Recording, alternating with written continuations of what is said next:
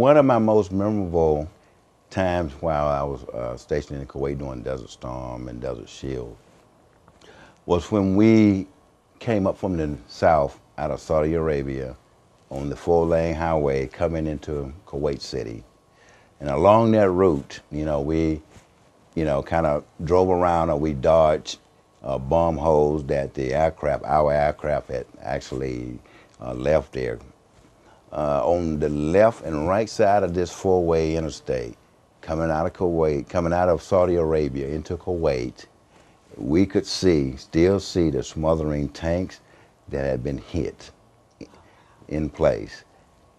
It was safe to do that travel then based on our commands. It was safe, and the enemy was way north of us and they was headed back toward Iraq.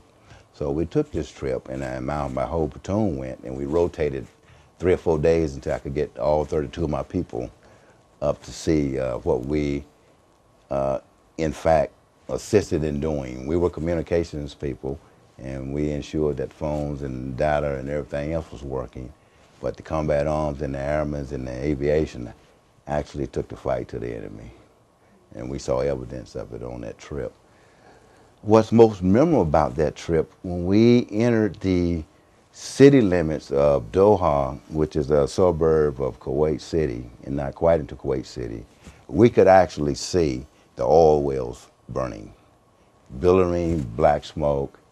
And as we got closer to the city limits of Kuwait City, that raw oil, unburnt oil that was coming, it came out of the sky, hitting us in the windshield. That was one of the most strangest sights I ever seen, because it was like oil coming out of the sky.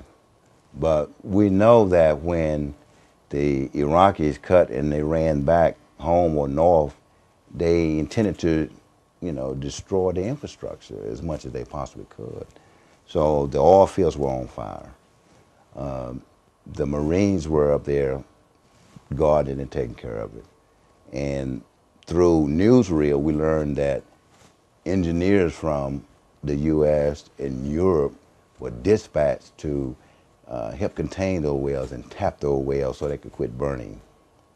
And as we continued our trip around Kuwait City, coming up Gulf Road, moving north, moving south, moving from the south to the north of the city, and we saw the Sheraton Hotel that we had seen many times on TV, where the diplomats stayed or where news people stayed and visitors stayed when they visited, Kuwait City. And as we passed by it, we could see that the side of the Sheraton Hotel was burned. It was basically destroyed on one side, and so no one was inhabited there.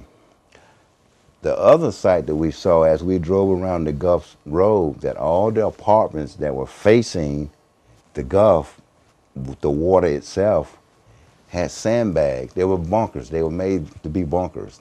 So there was guns or there were sandbags in the windows, because the enemy thought that we would come up the Gulf to take the city by water. And so therefore they had hunkered down inside of the apartments that were facing the Gulf. And we continued our trip all the way around to the tall spike, the 3 spikes that you see in Kuwait City on photos and pictures now, the balls, they call them the big 3 balls. We went to that far, and across the street from the towers was the American Embassy. So when we saw the American Embassy, we turned around, made a U-turn, and we started our trip back. And when we started our trip back, we pulled over on the beach area of the Gulf, and some of my soldiers got out and they began to explore to see what was going on the beach. And on that beach, the engineers had went through and cleaned that area. The landmines were there, in other words. And there was like hundreds of landmines in this pile, and a little further down in another pile, and another pile, all the way down the length of that beach area and that recreational area out of Kuwait City. And as we came back and we exited the city limits of Kuwait City, and we was going to leave it behind us, and that's when these large crowds of people, began to chirp and be happy and waving the flag and showing the picture of the president at the time, President Senior George Bush. They were just happy and they were elated that their enemy had been evicted. We had helped them do it, and they were showing their gratitude to us by being there for us and really, you know, standing maybe almost on a parade route. But that was one of my most memorable times.